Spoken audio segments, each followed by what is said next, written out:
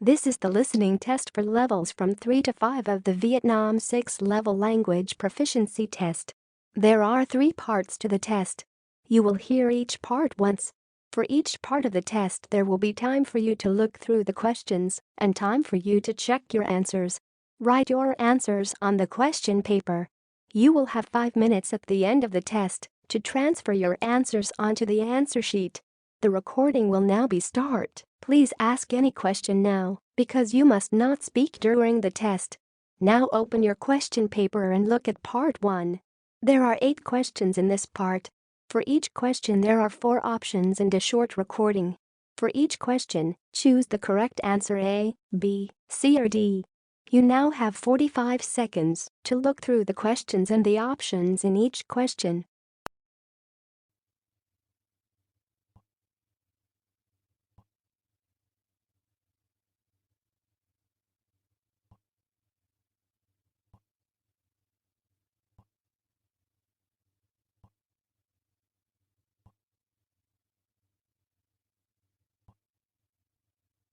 Now we are ready to start. Listen carefully.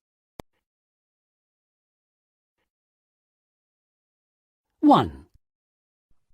When is the man's appointment? Good morning. I'd like someone to cut my hair, please. Can I make an appointment? Certainly.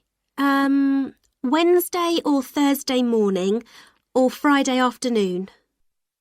On Friday, I'm going to go to France. What about Thursday afternoon? I'm afraid I have a meeting all day Wednesday. Well, it's a little difficult, but if that's the only afternoon you can come, we'll see you then. 2. Which is the aunt's postcard? Look, Sandra, I got this really nice postcard from my aunt. Oh, what a pretty village. And it's right by a river. Is it in the mountains? Yes, but you can't see them in the picture. Perhaps they're behind those tall trees. 3. What time will the plane to Milan leave? Excuse me, what time is the next plane to Milan? It should leave at 7:15, but it's an hour late today. Oh, that's a problem. If it doesn't leave until 8:15, I'll be 1 hour late for my meeting. I'm sorry, sir. There's nothing I can do. 4. Which present has the girl bought her mother? Hi, it's me, Jane. I've got Mum's birthday present. I think she'll like it. Yes, that's right, a gold-coloured one. She's always writing letters, so she'll find it useful. I thought about a CD, but I'm never really sure what music she likes. And Dad's bought her a new pair of earrings for her birthday anyway. I'm sure she'll like what I've got her. 5. What time will the pie be ready? What time is it, Mum? Do you think the apple pie will be ready yet? It's 4:35. And the pie went into the oven at 4:15? That's right. You could check it at 5 and turn the heat down a bit, but don't take it out until 20 past. That's 45 minutes to go. OK. I'm hungry already.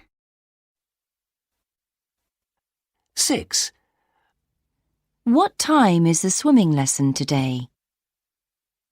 Hi, Judy. Do you want to play tennis after school? Say about 4:30. That would be fun, but I've got a swimming lesson. It's usually at 5:15, but it's half an hour earlier this evening at 4:45. It takes me ages to cycle to the swimming pool, so I really don't think I'll have time today. Let's try tomorrow. OK. 7. Which subject does the boy like best? I really like the new IT teacher. Our project for this term is to design a new website. I've always wanted to know how to do that. The sports teacher is much more serious, but that's still my favourite subject. Last year, I used to really like geography, but the teacher we have now gives us so much homework. 8. Which T-shirt does the boy decide to buy? I'd like to buy a black T-shirt with short sleeves, please. Large size. I'm afraid the black ones have long sleeves, but we've got short sleeves in the lighter colours. Do you want a round neck or a V-neck? It must be round neck. Let me think. OK, I'll take one of the short-sleeved ones. The colour's not so important, really. That is the end of part 1. Now turn to part 2. You will hear 3 different conversations. In each conversation there are 4 questions. For each question, choose the correct answer A, B, C or D. You will hear the conversations only once. Now open your question paper and look at the conversation 1. You now have 25 seconds to look through the questions and the options in each question.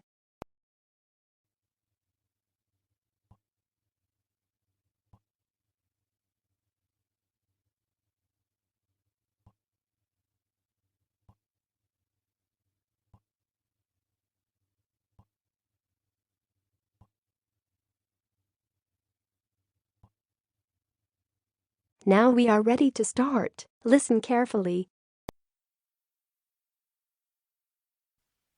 I don't remember much of that lecture. The doctor gave me this medicine for my cough, but I don't like it. It seems to make me awfully sleepy, and I can't follow my lectures. Well, if you don't take it, none of us will be able to follow our lectures. All we'll hear is you coughing. Oh, dear. Do you think I'll annoy everybody? Yes. You could study at home for a couple of days. You know, have some time off until it gets better. Oh, I couldn't do that. I'd miss too much. And I get really uncomfortable when I have a lot of catching up to do. Last year I missed a whole week when I fell off my bike and had that enormous bandage on my hand. It took me ages to do all the work when I came back. Oh, you worry too much. You can work at home. Just get Mr. Gray to tell you which parts of the course book we'll be covering and read it yourself at home. All he does is go through the book anyway. You might as well do it yourself. Oh, that's a bit unfair. I think Mr. Gray's really nice. He's always willing to stay behind after class if you don't understand something. Being really nice and never in a hurry doesn't make him a good lecturer. Anyway, I think you should look after your health first. And ours. If we sit in that small, hot room with you for the next 3 days, we'll all have your cough by the end of it. Perhaps you're right. I don't care about myself, but I wouldn't like other people to blame me for their illnesses. I have got a bit of a temperature now, too. So maybe I'll go and see Mr. Gray after lunch and tell him I won't be at this afternoon's lecture. Or the next 2. Come on. You've got to get better. I suppose you're right. Then we can all go out as we planned at the weekend. OK, then. I don't want to miss that. And I do feel ill. Now open your questions paper and look at conversation 2. You now have 25 seconds to look through the questions and the options in each question.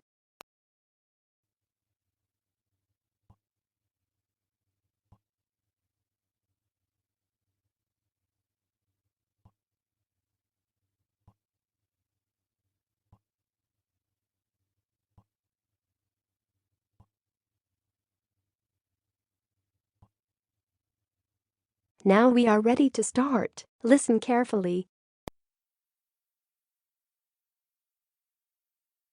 What shall we do tonight? Shall we go out somewhere? No, I'm tired. I've had a really hard day. That's a bit boring. Come on, let's go to a cinema or see that new play at the theatre.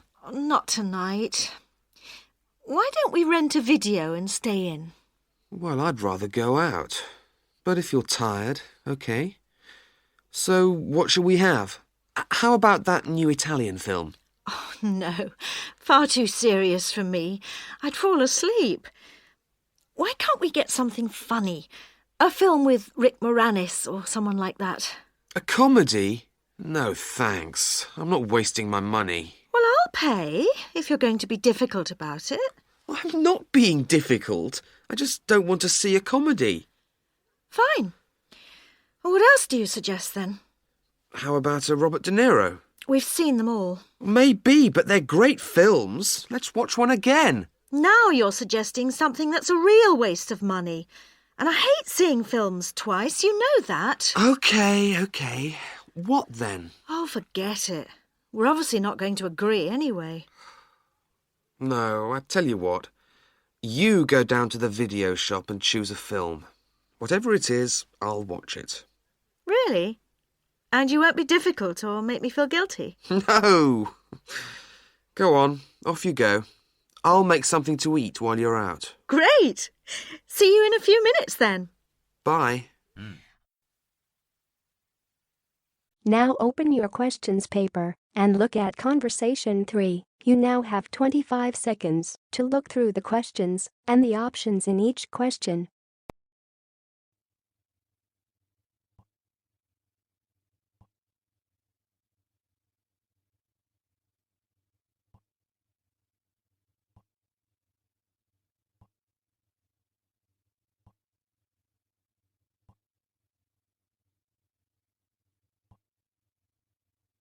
Now we are ready to start. Listen carefully. Hi, Ben. Only one more week at college and then the summer holidays begin. Great, isn't it? I don't know. It might get a bit boring. I don't think I've got enough money to go anywhere nice for a holiday this year. It would be nice to have lots of money to spend, but a good holiday doesn't have to be expensive. Oh, yes, it does. The best holiday I ever had was a few years ago when I went to Greece. I want to fly off somewhere hot and lie on the beach and go swimming. Yes, well, I can't afford to do that either. So what are you doing this summer? I'm going on a walking holiday in Scotland with some friends. We went last year and we really enjoyed it. We walked all day and spent the nights in youth hostels. Why don't you come with us? We're going for 2 weeks. It won't cost much and you'll come home feeling really relaxed and fit. I'm not sure. Walking all day sounds like hard work to me. And surely you're not hoping for lots of sunshine in Scotland? It did rain a bit last year, but most of the time it was sunny. Anyway, it's not good walking in the heat. You have to stop all the time to rest and have drinks. Well, I like the sun. And I like to stay in comfortable hotels, not youth hostels. But they are comfortable. They're basic and the food's often not very good, but they're very clean and cheap. In fact, I prefer them to hotels because the people are always so friendly. Maybe. Look, Lisa, thanks a lot for asking me, but I think I'll just stay home and get bored. Right. That is the end of part 2. Now turn to part 3. You will hear 3 different talks or lectures. In each talk or lecture there are 5 questions. For each question, choose the correct answer A, B, C or D. You will hear the talks or lectures only once. Now open your questions paper and look at talk or lecture 1. You now have 35 seconds to look through the questions and the options in each question.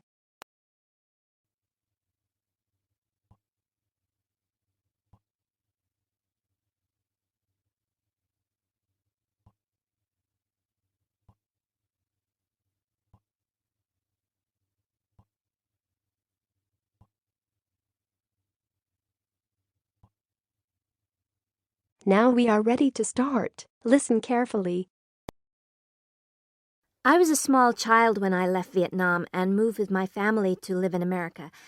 For me and my little brother, it didn't take long before we felt American. But for my parents and 2 older sisters, it was a different story. The biggest problem for my mother was the language. We were living in New York, and although there were quite a lot of Vietnamese families near us, they didn't work in the stores. This meant my mother had to take me with her when she went shopping, and I was usually at school. For my father, the most important thing when we arrived was to find a job. Luckily, he had friends who knew us in Vietnam, and they helped him get a job in a factory. It was hard for him to do that sort of work. In Saigon, he had been a doctor. My 2 older sisters went to high school. They worked hard and did well, and the school gave them extra English lessons. Even now, though, they speak with Vietnamese accents. My brother and I are lucky. We may look Vietnamese, but we speak with American accents. My family found the way of life very different. In Vietnam, my mother used to spend a lot of time visiting her sisters and brothers and looking after her mother and father. She feels quite lonely now. She says that in America you live inside your house, but in Vietnam you take your house outside onto the street and share your life with everybody. I don't remember that, but I do find the winters are quite hard to put up with in New York. It's very cold and snows a lot.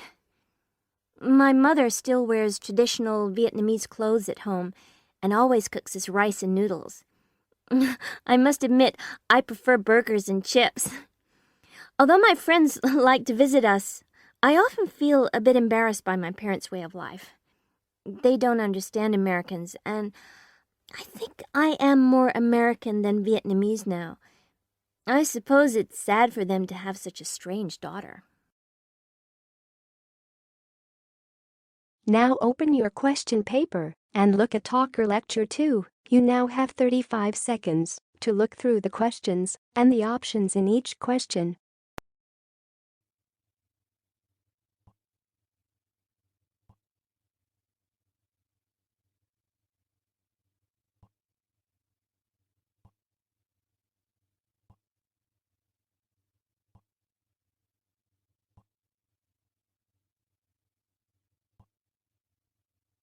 Now we are ready to start. Listen carefully. In American schools, almost every classroom is a mix of boys and girls. However, it was not always this way. In the past, schools did not teach girls subjects like science and math. In 1972, a law called Title IX was made in America. It gave girls an equal chance at education. Since then, boys and girls have been taught together. Recently, though, some schools are reconsidering separating classes. This is different than in the past, however. Girls still learn the same subjects as boys. They just study without boys in the classroom. Why? Well, scientists know that boys and girls learn differently. They also behave differently in the classroom. Boys are louder and more confident. They like to talk and show what they know. In general, girls are quieter. They prefer to listen and think carefully before they give their answers.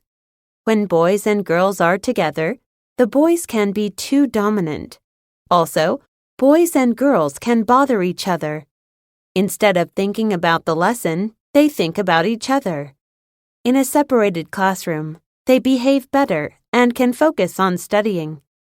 Another reason for separated classes is that boys and girls often like different things.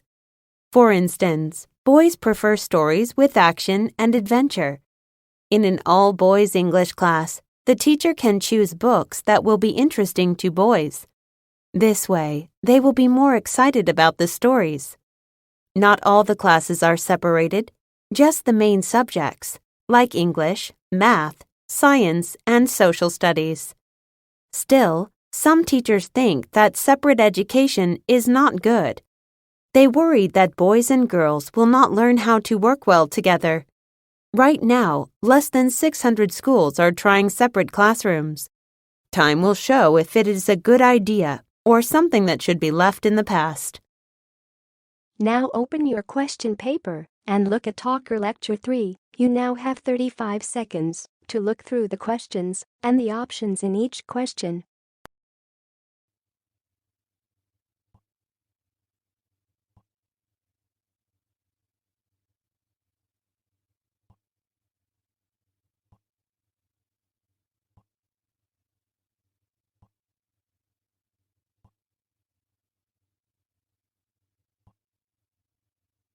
Now we are ready to start. Listen carefully. Hi, I'd like to welcome all of you to the International Student Orientation at Norwalk College. I hope that your travels from your home country have been easy and that you are all settling in well. I believe I've met everyone, but just in case, I'm the Director for International Student Affairs, the person you can come to if you're having problems with your classes, your housing, visas. You're always welcome to stop by my office. We'll have several short workshops today, and we'll be talking about some common issues that international students face. The first one that I want to deal with is about communication, and in particular, nonverbal communication. Now, all of you have been studying English for some time. You have a good vocabulary, and you probably know all about verb tenses and modals and can ask directions and order from a menu. But communication is not only verbal. That is, talking is not the only language we use to communicate. Another way we communicate is through nonverbal communication, or body language. The term body language means the movements we use and the facial expressions we have, like smiling or frowning, the way we sit or stand, the way we touch or look at someone, the distance we stand from another person. Some psychologists say that more than 60% of our communication is actually done through body language. We do it without thinking or without ever having been specifically taught what the gestures or expressions mean. The problem is that body language is a little bit different in each culture, and this can often cause some problems with communication. Here's an example. In many places, it may be a little rude or disrespectful to look at another person directly in their eyes as you talk with them. So many international students will avoid this eye contact. But in America, we expect it. We think of eye contact as a sign of honesty and straightforwardness. American parents actually encourage their children to look people in the eye when speaking. Just imagine a conversation where an international student was trying to be respectful by not looking into the eyes of her American classmate. The American might wonder why her classmate wouldn't look directly at her, and the international classmate would be wondering why she was being stared at. The end result is an awkward and frustrating interaction. Oh, here's another one. Americans shake hands firmly when they greet each other because to Americans, a firm handshake signifies strength and power. But a soft or limp handshake is considered a sign of weakness. In some cultures, handshakes are less common, or a gentle, soft handshake is acceptable. So students need to know that when shaking hands, it's important to be firm. In America, a thumbs-up sign, a thumb raised in the air. That is the end of part 3. Now you have 5 minutes to check your answers and transfer your answers onto the answer sheet.